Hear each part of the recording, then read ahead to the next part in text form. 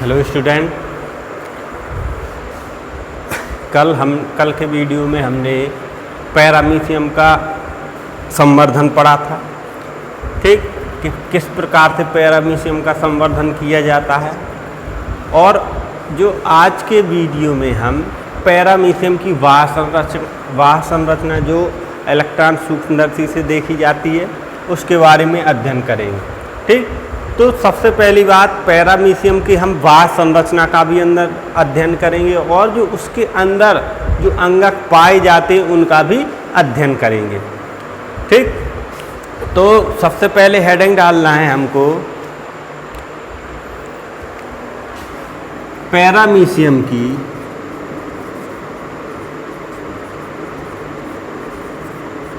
वाह संरचना।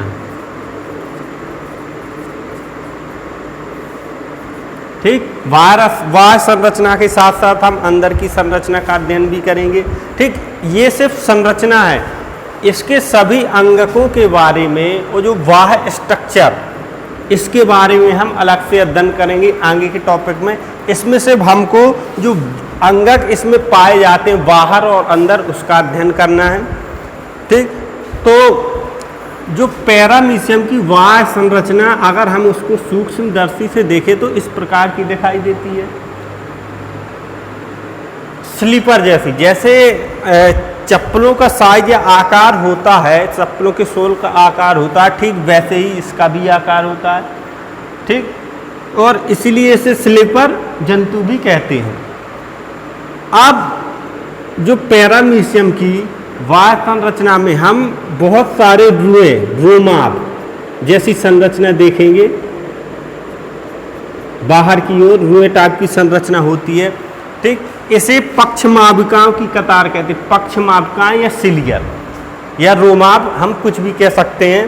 ठीक, तो पूरी पक्षमाभिकाओं की कतार होती है। जो बाहर का स्ट्रक्चर होता है पूरे स्ट्रक्चर में रोए जैसी रोमाब जैसी संरचना होती है। जैसे इंसान के शरीर में रोम होते हैं वैसे ही संरचना होती है। इनका कार्य ये होता है कि अमीबा पैरामीशियम को पानी में सरलता से गमन करता है, मतलब तैरने में सहायता करता है और दाएं बाएं मुड़ने में भी ये सहायता करते हैं। तो इनका मुख्य कार्य होता है पैरामीशियम को तैरने में सहायता प्रदान करना और लेफ्ट राइट आगे पीछे ऊपर नीचे जाने में भी सहायता प्रदान करना। ये होता है पक्षमाभिकाओं का कार्य, जिसे सिलिया या रोमाब भी बोलते हैं। अब आगे जो हम पढ़ेंगे इसमें तो वो पक्षमाभिकाओं, क्योंकि पक्षमाभिकाएं कहाँ पर स्थित होती? पक्षमाभिकाएं पेलिकल में स्थित होती हैं, इधर जो वाह आवरण होता है। तो देखो, जैसे अमीबा को दो भागों में बांटा गया था, एक्टोप्लाज्म और एंडोप्लाज्म। उसी प्रकार पैरामीशियम को भी दो भागों में बांटा गया, एक्टोप्लाज्म और एंडोप्लाज्म। एक्टोप्लाज्म होती है ऊपरी सतह, मतलब जो पेलिकल होता है ये सतह। ठीक, तो जो आगे वाला टॉपिक होगा हम इसी के बारे में अध्ययन करेंगे। मतलब एक्टोप्लाज्म जो ऊपर की सतह होती है, अगर इसे हम और जूम करके देखें तो ये रोमाब किस प्रकार से कहाँ स्थित होते हैं और इनको पोषण कहाँ से मिलता है उनके बारे में अध्ययन करेंगे। और जो एंडोप्लाज्म होता है, एंडोप्लाज्म क्या होता है? अंतःद्रव, अंदर के स्ट्रक्चर के बारे में पढ़ेंगे कि अंदर इसके कौन कौन से द्रव होते हैं, ये भोजन ग्रहण कैसे करता है। ठीक, तो आगे के टॉपिक में बताएंगे। इसके बाद देखो, और ये भी बताना, ये होता है अग्रछोर, ये होता है पश्चछोर। अग्रछोर और पश्चछोर। अब अग्रछोर इस साइड वो गमन करता है, ये पीछे वाला हिस्सा होता है, गमन की दिशा होती है, ये अग्रछोर की ओर गमन करता है। इसके बाद आता है कुंचनशील रिक्तिका, अग्र कुंचनशील रिक्तिका। अग्र कुंचनशील रिक्तिका का कार्य होता है, ये अनुशिथिलन की स्थिति होती है, अनुशिथिलन।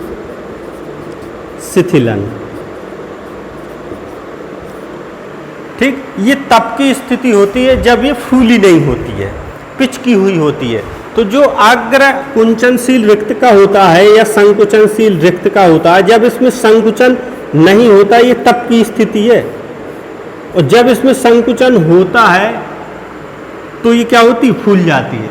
ठीक, तो जो अग्र कुंचनशील रिक्तका होती है वो अनुशीतलन की स्थिति में है, और जो पश्च कुंचनशील रिक्तका होती है वो काय की स्थिति में होती है। जो पश्च कुंचनशील रिक्तका होती है वो अनुशीतलन की स्थिति मतलब फूली हुई होती है। ठीक, मतलब प्रांकुचन की स्थिति में होती है। अब अग्र कुंचनशील रिक्तका अनुशीतलन की स्थिति में तो ये स्थिति कब आती है, जब उसमें पोषण की कमी हो जाती है या पोषण पूरी तरह से नहीं मिलता है, तो ये क्या होती है, अनुशीतलन की स्थिति में होती है। जब पोषण मिल जाता है तो ये फूल जाती है। ठीक, तो इसके बाद है केंद्रक। दो प्रकार के केंद्रक पाए जाते हैं, एक लघु केंद्रक होता है, दूसरा गुरु केंद्रक। जो बड़ा केंद्रक होता है उसे हम गुरु केंद्रक कहते हैं, और जो उसके साइड में एक छोटा केंद्रक होता है इसे हम लघु केंद्रक कहते हैं। और बीच बीच में कई खाद्य रिक्तकाएँ होती हैं, 3-4 खाद्य रिक्तकाएँ होती हैं। खाद्य रिक्तकाएँ क्या होती हैं कि जो भोजन ग्रहण करता है पैरामीशियम वो पूरे तरल में घूमता है खाद्य रिक्तकाओं के माध्यम से। ठीक, और जब इसमें खाद्य पदार्थ अवशोषित कर लिए जाते हैं तो ये पीछे एक स्ट्रक्चर हमने बनाया नहीं, इधर से जो अपाच्य भोजन कण होते हैं पीछे से बाहर निकाल देती हैं। जो पेलिकल का स्तर होता है ये बीच से कट जाता है और इसी छोर से वो बाहर निकाल दिए जाते हैं। ये जो खाद्य रिक्तका होती है बाहर की ओर जाकर फट जाती है, जैसे अमीबा में होता है। अमीबा में भी यही होता था कि जो खाद्य रिक्तका होती है वो बाहर की ओर निकल के फट जाती है और ये इधर से बंद हो जाता है। ठीक, उसी प्रकार इसमें होता है, जो भोजन ग्रहण करता है पैरामीशियम वो कोशिका द्रव में पैरामीशियम की कोशिका द्रव में घूमता है, और जब वो पच जाता है तो जो अपाच्य भोजन कण होते हैं उनको इधर से बाहर निकाल देता है। इसके बाद पश्च कुंचनशील रिक्तका, ये प्रांकुचन की स्थिति में। इसके बाद ये पश्चोर। अब देखो मेन चीज क्या होती है, इधर से होती है, भोजन ग्रहण इधर से होता है। ठीक, तो जो एक कैविटी होती है, नलिका होती है जिसे मुखाग्र गुहा बोलते हैं, इधर से भोजन आता है, इधर से भोजन अंदर की ओर आता है। कहाँ प्रवेश करता है, मुखाग्र गुहा में प्रवेश करता है। मुखाग्र गुहा से कोशिका मुख की ओर प्रवेश करता है और कोशिका मुख से सीधा कोशिका द्रव में प्रवेश कर जाता है। ये सिंपल प्रोसेस होती है, सीधा भोजन जाता है और इधर एक खाद्य रिक्तका होती है उसमें फंस जाता है। जब खाद्य रिक्तका में चला जाता है तो ये फिर बंद हो जाती है और पूरे कोशिका द्रव में घूमने लगती है। जब ये खाद्य रिक्तका निकल के कोशिका द्रव में घूमने लगती है तो फिर से तुरंत एक इधर खाद्य रिक्तका बन जाती है। यही प्रोसेस चलती रहती है, मतलब इधर से खाद्य रिक्तकाएँ बनती हैं और घूम फिर के भोजन का पाचन करके जो अपाच्य भोजन होता है इधर से बाहर निकलती है। मतलब जितनी बाहर निकलेंगी उतनी खाद्य रिक्तकाएँ बनेंगी और जितनी खाद्य रिक्तकाएँ बनेंगी उतनी बाहर निकलेंगी। ठीक, तो ये सिंपल सी प्रोसेस होती है इसमें।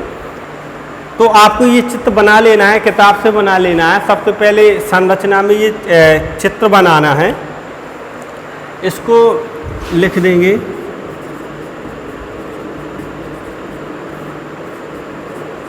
जहाँ से बाहर निकलता है अपाच्य भोजन। अब ये आपको चित्र पूरा बना लेना है। हमने चित्र पहले से इसलिए बना दिया था ताकि, क्योंकि हम वीडियो ऑन कर देते और हम चित्र बनाते तो काफ़ी टाइम लग जाता, इसी चित्र में फिर समझाने में भी टाइम लग जाता तो लिख नहीं पाते हम। ठीक, इसलिए हमने पहले से चित्र बना दिया था कि टाइम कम लगे। तो ये आपको किताब से चित्र बना लेना है। किताब से चित्र बनाने के बाद इसकी संरचना में थोड़ा लिखना पड़ेगा ताकि आपको याद रहे। तो सिंपल सी जो चीज़ें होती हैं उनको हम नोटबुक में लिख लेंगे। ठीक, तो लिखो, पैरामीशियम की आकृति, पैरामीशियम की आकृति मानव के तलवे जैसी होती है। जैसा इंसान का तलवा होता है ना वैसे ही होती है, मानव के तलवे जैसी होती है।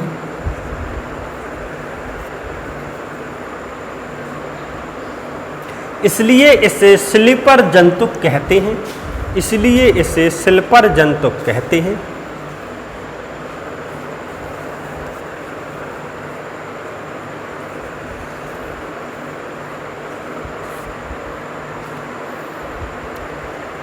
इस पर एक महीन, इस पर एक महीन, इस पर एक महीन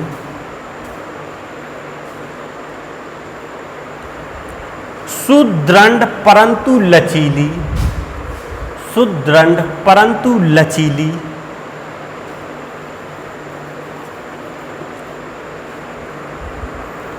तनुत्वक व पेलिकल का आवरण होता है।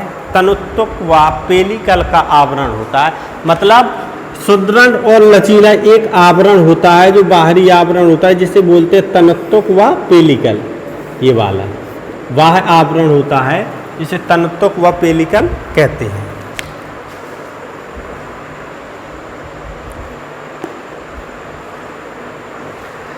इस झिल्ली के कारण, इस झिल्ली के कारण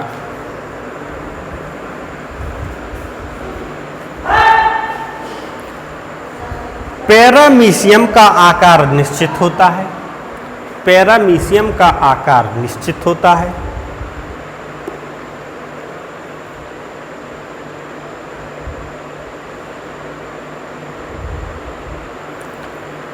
शरीर के संपूर्ण पेलिकल पर, शरीर के संपूर्ण पेलिकल पर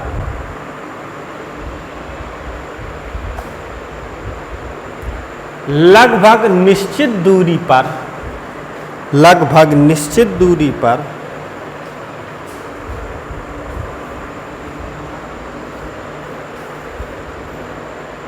अनेक संख्या में रोमाभ, अनेक संख्या में रोमाभ, रोमाभ अब पक्षमाभ का कह दूं, चाहे रोमाभ कह दूं, चाहे सिलिया कह दूं। रोमाभ होता है हिंदी में और जो सिलिया उसको कहते हैं इंग्लिश में, ठीक। अनेक रोमाभ, अनेक अनेक की संख्या में रोमाभ होते हैं। इसके द्वारा पैरामीशियम जल में तेजी से तैरता है। इसके द्वारा पैरामीशियम जल में तेजी से तैरता है, मतलब इन्हीं के द्वारा जो पैरामीशियम होता है जल में तेजी से गमन करता है या तैरता है।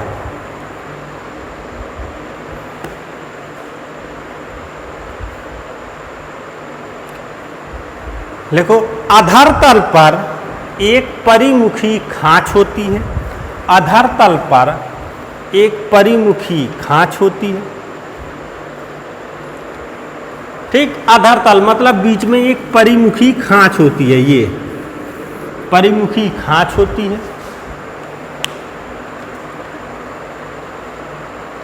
जो पीछे की ओर एक चौड़े, जो पीछे की ओर एक चौड़े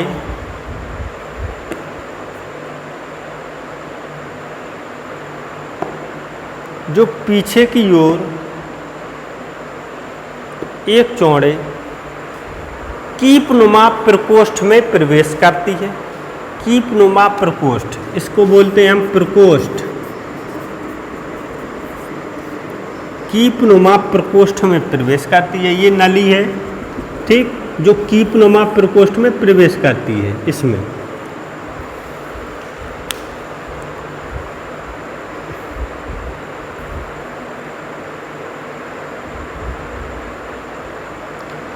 प्रकोष्ठ से अपेक्षाकृत चौड़ी, प्रकोष्ठ से अपेक्षाकृत चौड़ी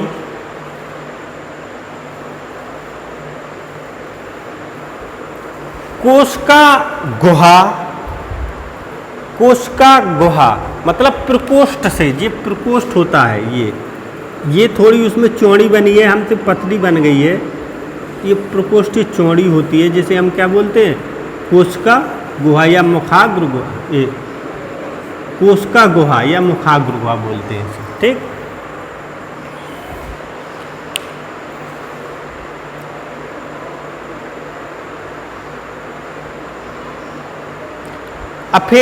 अपेक्षाकृत चौड़ी कोशिका गुहा कोशिका द्रव्य में धंसकर, कोशिका द्रव्य में धंसकर, कोशिका द्रव्य में धंसकर, ये पूरा कोशिका द्रव्य होता है, इसके अंदर धंसकर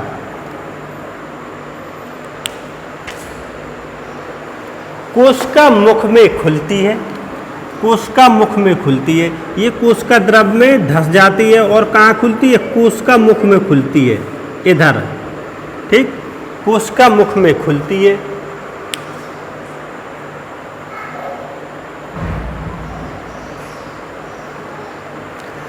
यह एक नली के समान संरचना होती है, यह एक नली के समान संरचना होती है, यह एक नली के समान संरचना होती है।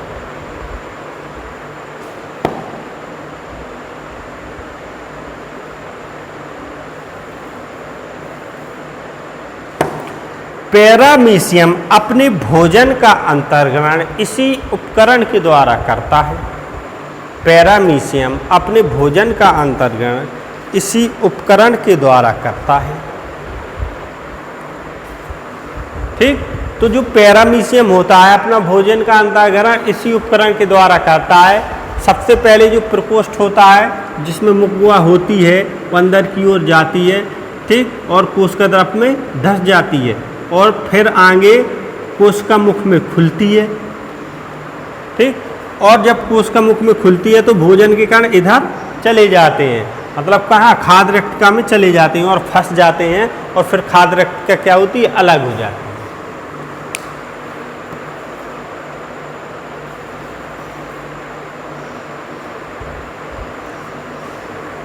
इसके कोशिका द्रव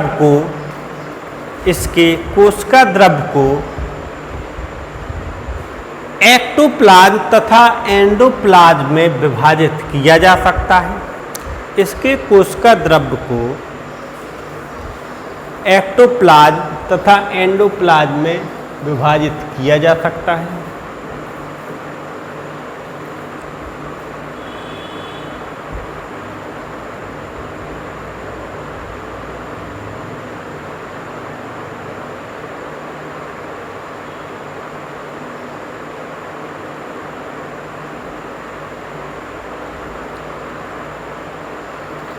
एक्टोप्लाज्म में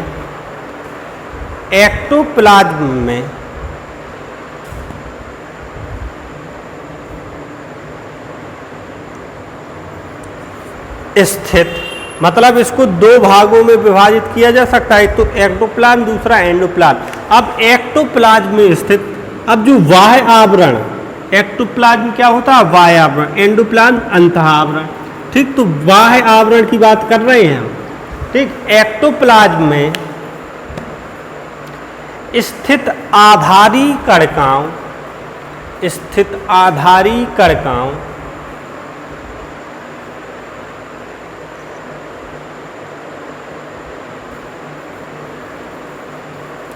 से रोमाभ या पक्षमाभिकाएं निकलती हैं, से रोमाभ या पक्षमाभिकाएं निकलती हैं। मतलब क्या होता है? जो एक्टोप्लाज्म का स्तर होता है, जैसे जो पेलिकल होता है उसी में स्थित होता है, ये सूक्ष्म दृष्टि से देखेंगे तो थोड़ा मोटा दिखाई देगा, ठीक, ऐसा।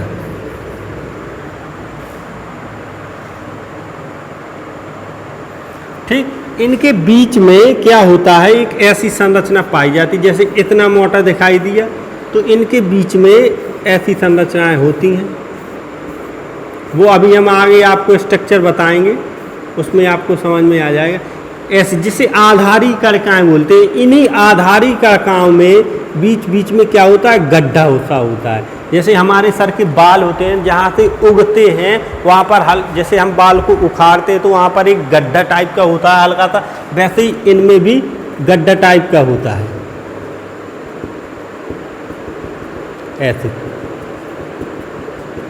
इन्हीं कणिकाओं से क्या होता है? रोमाभ निकलते हैं, ऐसे लाइन से।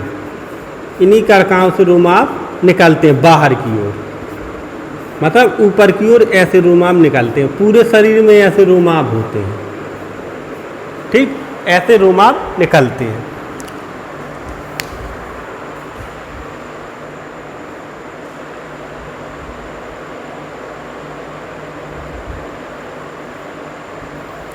तथा एंडोप्लाज्म में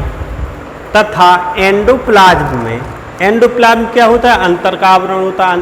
तो तथा एंडोप्लाज्म में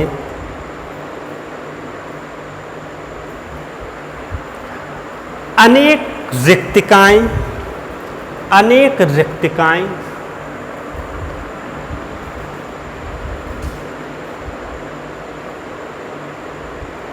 कॉमा 2 केंद्रक, अनेक रिक्तिकाएं कॉमा 2 केंद्रक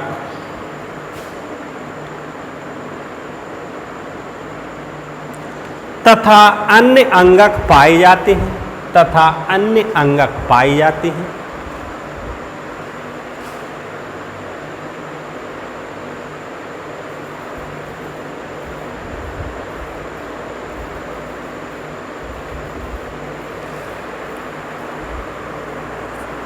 एक अग्र तथा एक पश्च छोर पर कुंचनशील रिक्तकाएं होती हैं। एक अग्र तथा एक पश्च छोर पर कुंचनशील रिक्तकाएं होती हैं।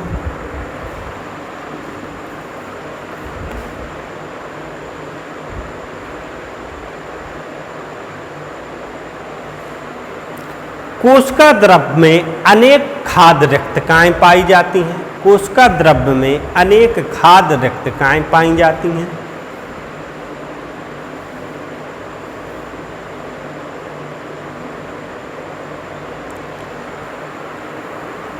तथा 2 केंद्रक पाए जाते हैं, एक लघु केंद्रक और एक गुरु केंद्रक। तथा 2 केंद्रक पाए जाते हैं, एक लघु केंद्रक और एक गुरु केंद्रक। ठीक, तो सीधा सीधा लिख देंगे। तो ये जो अमीबा है, पूरा स्ट्रक्चर आपको, बाह्य संरचना आपको पहले बनानी है। इसके बाद ये जो हमने बोला है ये आपको लिखना है, और लिखने के बाद इसको अच्छी तरह से पढ़ना है ताकि ये भूले नहीं। ठीक, अब जो इसकी दो भागों में इसको बांटा गया है, एक्टोप्लाज्म और एंडोप्लाज्म, इसके बारे में हम कल के वीडियो में चर्चा करेंगे और अच्छे से पढ़ेंगे। ठीक, तो इस वीडियो में सिर्फ इतना ही। ये चित्र आप बना लेना। ठीक।